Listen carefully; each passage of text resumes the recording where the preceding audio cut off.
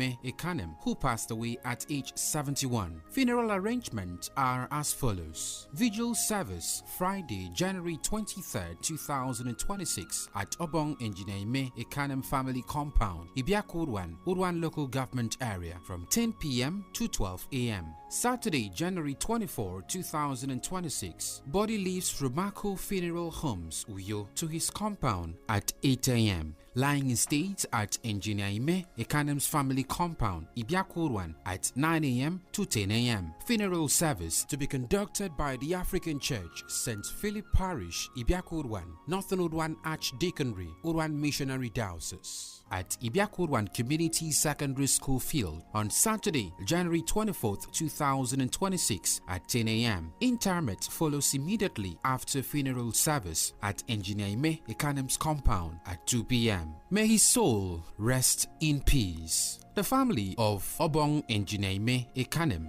announcer.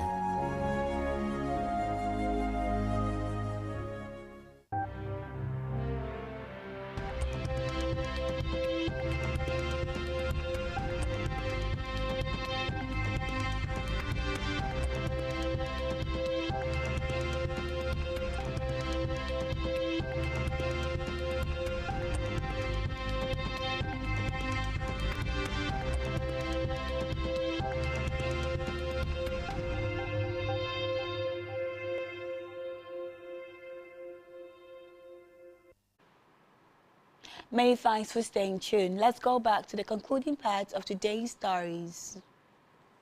On our business news, Japan's exports to the United States dropped 11.1% in December and slipped more than 4% last year.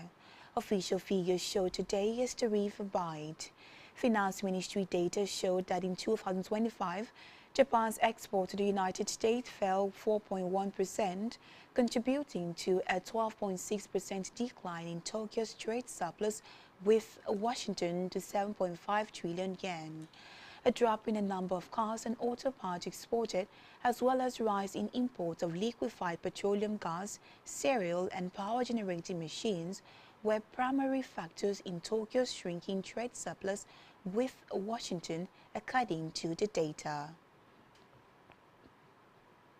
Still in business, the Central Bank of Nigeria was expected to conduct its secondary Treasury bills auction for January 2026 yesterday, offering instruments worth 1.15 trillion naira as strong liquidity in the banking system collides with rising borrowing needs and cautious interest rate expectations.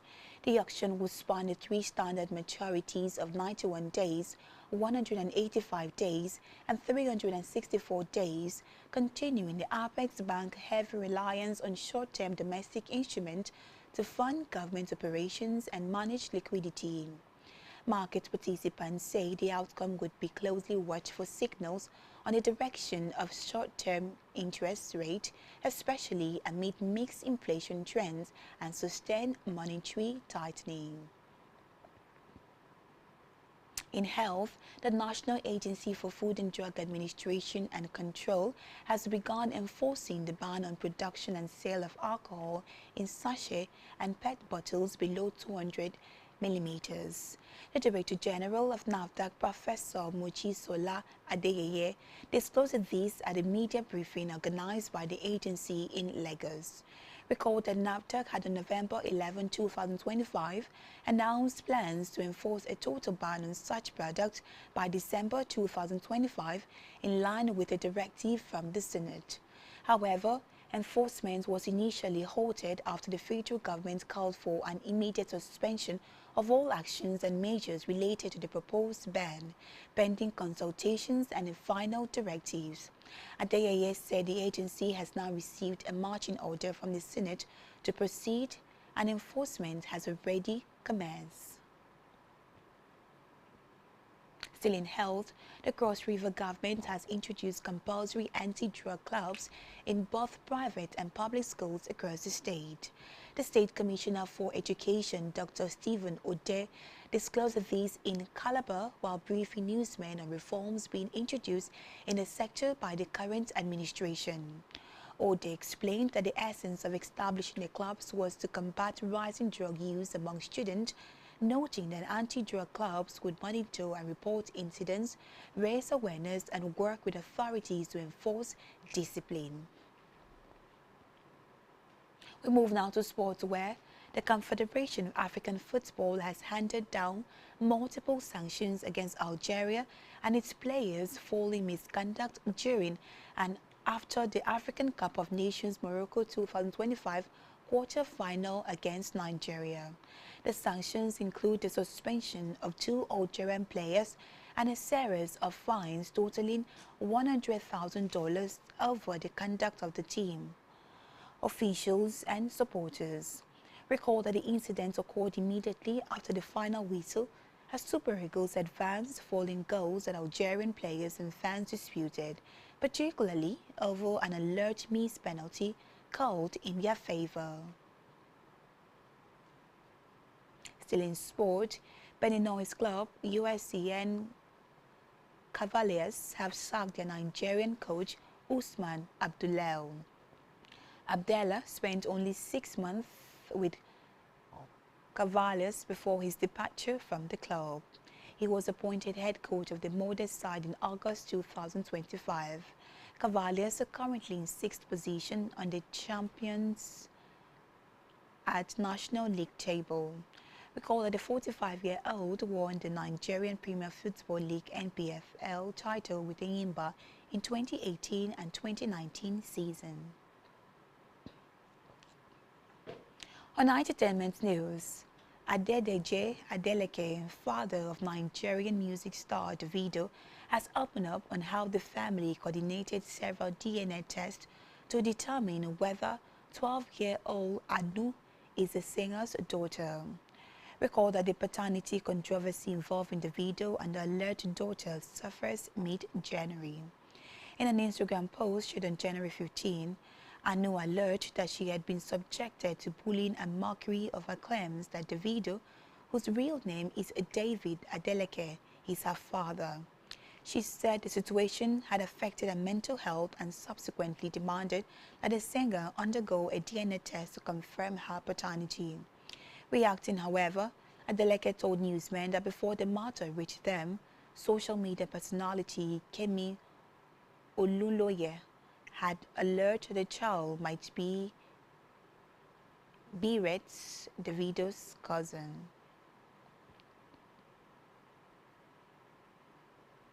And that's all we have for you at this time. To ensure to follow us on social media, subscribe to our YouTube channel, all of which you can find on our website at spectrumtvlive.ng. You have been watching Spectrum News at 10. Do enjoy the rest of the day. Thank you for watching.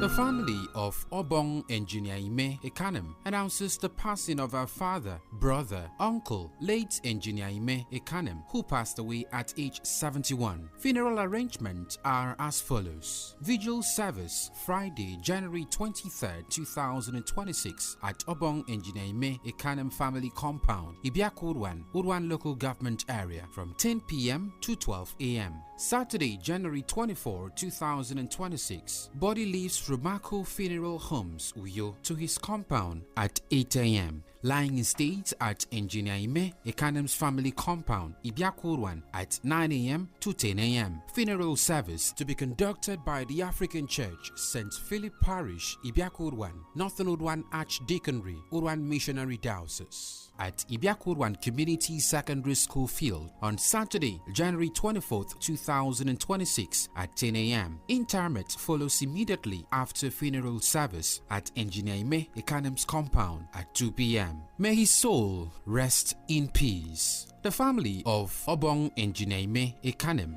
announcer.